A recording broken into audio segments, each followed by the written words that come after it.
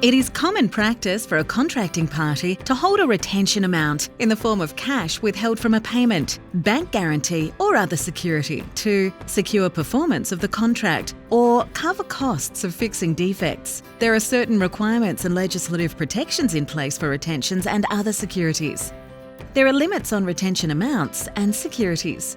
Before practical completion, the retention amount withheld may not be more than 5% of the contract value. The amount withheld from each progress payment must not be more than 10% of the total amount payable. After practical completion, the total amount of retentions held may not be more than 2.5% of the contract value. The Defects Liability Period, or DLP, is the period following practical completion of the work and during which any omission or defect in the building work may be required or directed to be rectified under the contract. The contract may specify the Defects Liability Period. If it does not, the default Defects Liability Period is 12 months, starting on the day of practical completion of the contract.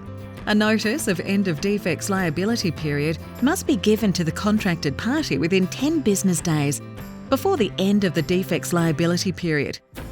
Fines may apply for failing to give this notice.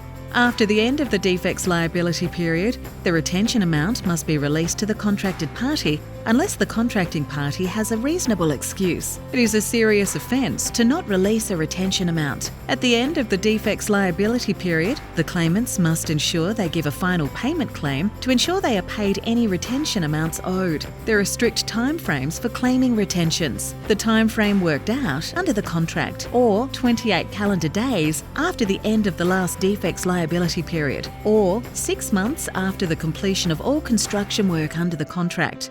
If you are not paid the retention amount owed, or if you disagree with a retention amount withheld, you may be able to access dispute resolution options. See the QBCC website for more information.